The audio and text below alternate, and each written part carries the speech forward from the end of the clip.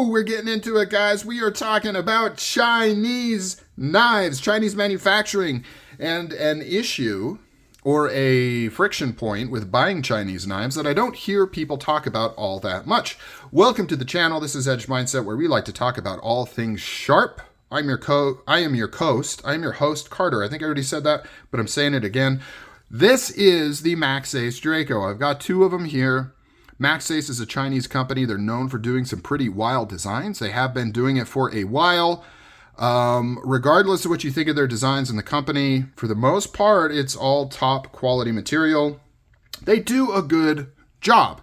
Now, some of the design features on this particular knife are wrestling some jimmies, and that is completely fair. I totally get that. But for the most part, they're doing original designs. They're doing them well. They're well made. Now, you may not like them. You may not like Chinese-made knives. You may not like how obnoxious and flashy they are, but they're well made, super high quality, and they're taking a lot of risks with their design, which I appreciate as a knife enthusiast.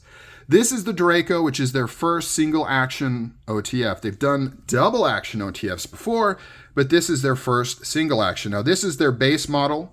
It features an M390 blade with a two-tone finish, satin and acid stonewash on the bevels, 7075 aluminum chassis, carbon fiber onlays.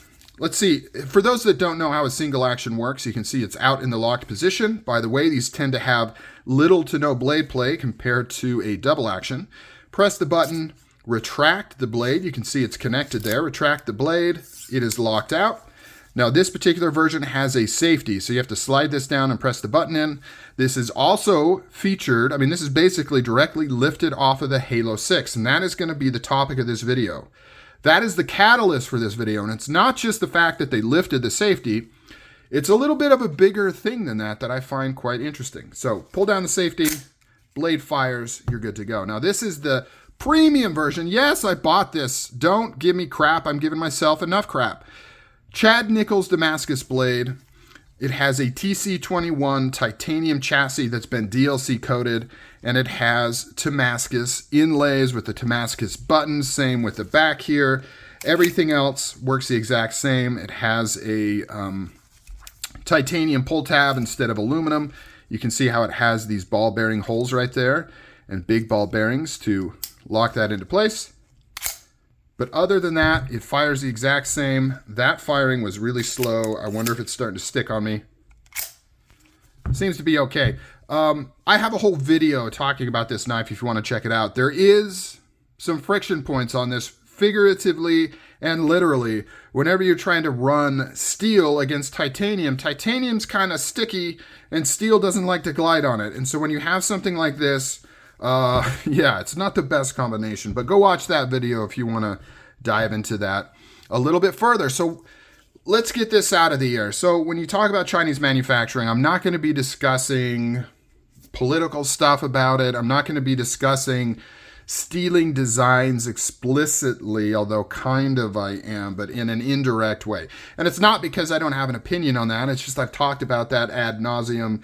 Other people have talked about it. The point of this video is to talk about something I don't see a lot of people talk about, and kind of a negative with some Chinese-made knives. Now, not all companies, right? There's some Chinese companies, Ria, We, Civivi, subsidiary of We, that I don't think this necessarily applies to at all, and I'm not really addressing those. I am talking mainly about, kind of companies like Maxace, right? They're trying to get a presence here in the US, but they are not fully integrated in the US, and they're kind of out of the loop. And that's where this safety comes in. So this safety was featured on the Halo 6. It's literally the exact same safety. You can see how you slide this down. So you can't press the button like this. You have to slide this down, and then you can press the button in. Now, why is that interesting, right? Like I said, I'm not really talking about the fact that they kind of lifted this. That is a point to discuss. I'm talking about the fact that this was a poor decision from Maxace, because this was not a success on the knife they took this from. If you remember or don't know, this had problems on the Halo 6, which are the exact same problems people are facing with this knife. And it's one of those weird situations where it's like it's a culmination of different factors that lead to a large problem. And so it would cause people to have issues with the blade not locking out. And it was very strange because I remember when people were talking about it on the Halo 6, and I was like, what does a button safety have to do with the blade not locking out? Like, it would be like this, and you'd have to pull it out all the way. People are facing the same problem with this. And it's like, what does a safety on the button have to do with it? And it's one of those weird situations where in theory, it shouldn't. But because of the awkwardness of pressing this button, and because of the nature of this action, it creates a series of events that can cause the blade not to lock out. Now, I don't know this 100%, but what I theorize, and I've talked about this before, that's mostly happening here, is because of the awkwardness of pressing this button, sliding this down, and because of how hard it fires, you can see how my thumb wanted to slide off, right? Because I'm trying to move this down and then press the button, it oftentimes puts my finger in a weird position and I'm not fully nested in that button, right? I'm not just pressing the button. I'm kind of gliding over it. And then when this fires, it wants to scoop my thumb off of it. And so what'll happen is this will hit the end. It'll recoil a little bit, fraction of a second. Recoil a little bit, but because this first impact kind of took my thumb off of it, now all of a sudden it's wanting to grab right there. You can see how I can't even, I'm not pulling really hard, but like just shaking it, it's not popping out, right? You have to press the button again to get it to lock all the way out. And it's one of those weird situations where if you get good at it and you get used to firing it, it's not a problem. You've got to practice it. But when you first pull this knife out, and if you're only firing this thing every once in a while, it can lead to that issue. And so what did Microtech do? First, they offered a version without this safety. So they did a safetyless version. And 3 or 2, they allowed you to send in your safety version and pay them $50 and they'll swap it out for a non-safety version, right? So, it was a cool idea.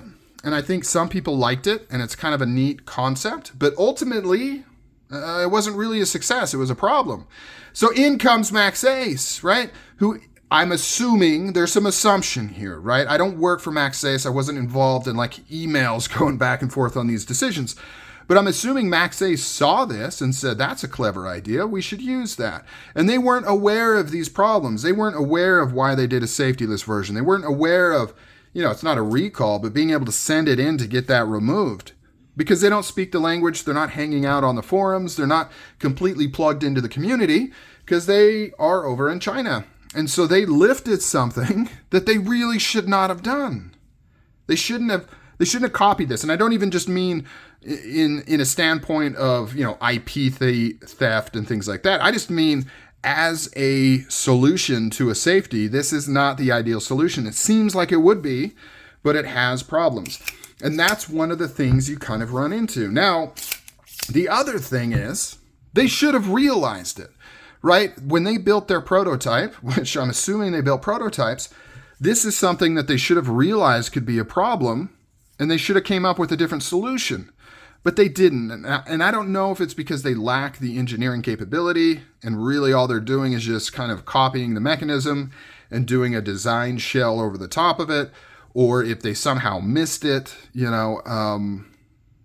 hard to say exactly, but they didn't properly engineer this knife after facing that issue. And that is one of the things you can run into with companies like that, right?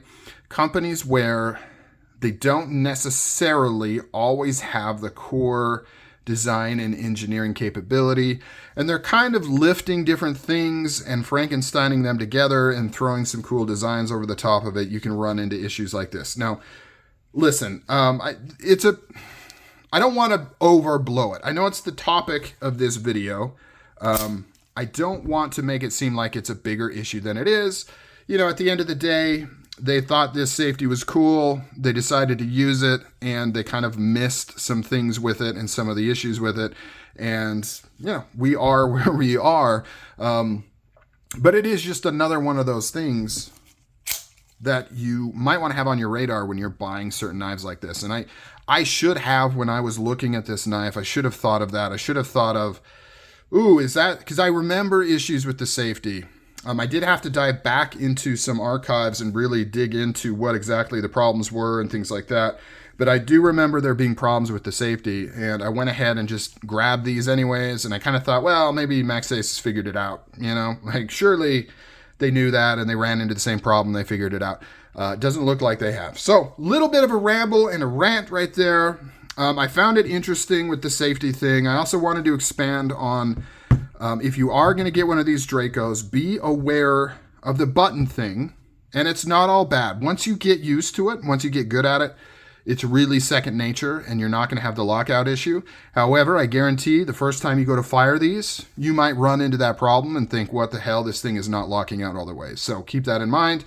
And as a side note, another thing that actually I theorize makes this worse in that regard than the Halo 6 is the button is significantly smaller.